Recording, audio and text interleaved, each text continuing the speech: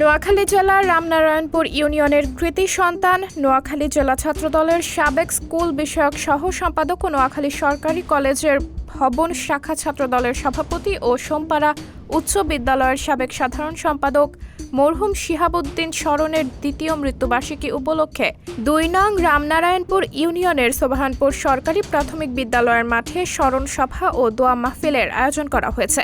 এ সময় নারায়ণগঞ্জ মহানগর ছাত্রদলের সহ সভাপতি রাকিবুল হাসান শান্ত এবং চাটখিল উপজেলা ছাত্রদল নেতা শাওন মুন্সির সার্বিক তত্ত্বাবধানে প্রধান অতিথি হিসেবে উপস্থিত ছিলেন নোয়াখালী জেলা ছাত্রদলের সভাপতি পদপ্রার্থী NBS রাসেল।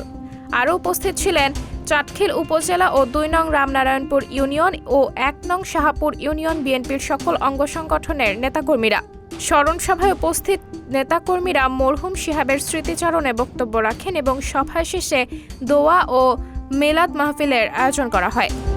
সাবরিনা জলিল, সবার কথা।